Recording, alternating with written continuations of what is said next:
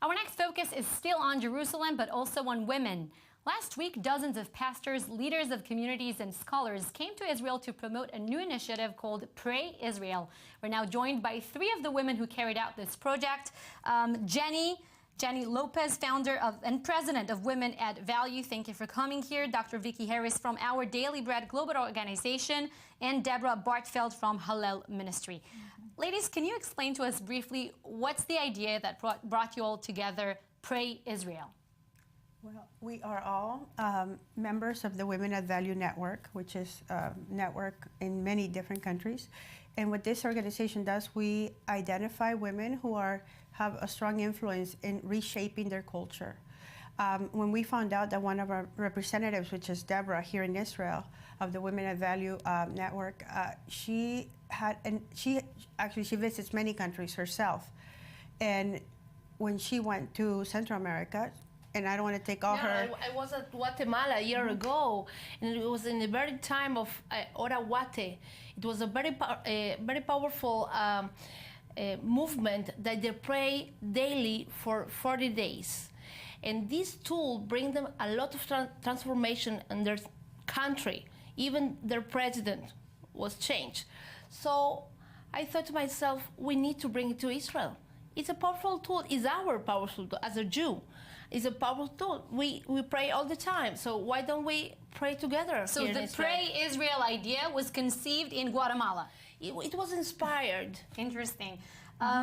Vicky, you've been traveling in recent years, if I'm not wrong, right, to more than 30 countries around the world. That's as part of your work in Our Daily Bread organization. Can you tell us what's driving you? What's your mission? Our mission at Our Daily Bread Ministries is to make the life-changing wisdom and knowledge of the Bible accessible to all people and all nations. And so I've been traveling around the world to our different offices, doing training and development and other HR responsibilities, and really bringing the peace initiative to different countries. So how would you describe to our viewers the event that took place in Jerusalem? What was the atmosphere like? It was powerful. Yes. It was 30 women who each one of them make a difference on their countries and their culture. And where are they from? Trinidad Tobago, Peru, Guatemala, USA, Kenya, Israel, you name it. Deborah, in Hallel, you're trying to get together Jews and Christians. Can you tell us a bit about the challenges? We have many challenges. We do a festival once a year, festival with Jews and Christians at the Jordan River, and we're bringing them together to worship God as one. But our people here in Israel is not ready for this yet. We are working very hard to explain that we have the same God. So we sing psalms from the Bible, and will bring us together to this spirit. And we believe that this year in November it will be a lot of difference, because the people of Israel are taking notice about these changes that they see. So I believe that they will come a lot more. Wait, so you're planning another event to take place here in November? Yes, each year. This year it will be in November, 15 and 16 of November at Yardenit. Jenny, Women Add Value, that's an organization that recognizes and promotes women who contribute to the welfare and development of their nations. Where do you think a woman maybe could succeed better than a man? That is, well, I will tell you, I think women can succeed in any area. Looking at current issues and at the current trends and educations and availability of opportunities, definitely women will thrive and succeed at the areas where more women are, for the most part. And we made contact with We Power, and the founder of that organization here in Israel, and she was telling us about an organization she has that trains younger women to become politicians, even access to parliament. She trains them there. So having access to women who can mentor other women in areas where we usually don't see women, that could be a powerful tool. It's already happening here in Israel, but to take it to America, Central America, South America, that is something we're looking into in order to make more women succeed in areas where you hardly see women. I just need to address those women.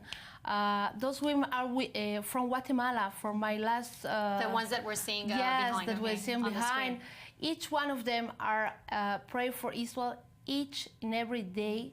The first thing that they do in the morning is get together to pray for Israel. It was so exciting. How can you explain this? What's the feeling of praying in Israel and praying somewhere else? What's the difference for you as women of faith? I am an American. So I can tell you that growing up as a Christian, we are taught that we must bless Israel and pray for the peace of Jerusalem. When we come to Israel as a tourist, we realize that there's a disconnect between what we learn, which is Old Testament, long ago, information about the Jewish people and the Jewish people today. So really what our organization is doing in this movement of Pray Israel is bringing together the people of today to pray. And what's going on in Central America, there's a lot of movements that are transforming nations. El Salvador is one of them. There's a death rate of 17 people per day. The pastors and the evangelical leaders are bringing together the different Christian groups to not only pray, but to work together with the government to decrease the death rate. And there has been a 65% decrease on death rate since the churches began to gather together, More involved pray, in society. and desire for peace. So coming to this tool. So and Deborah has seen this as she travels to South and Central America. She travels a lot too, and coming to Israel and just joining forces. We believe as Christians that if 2 or 3 can gather together and ask for one thing, it shall be given to them.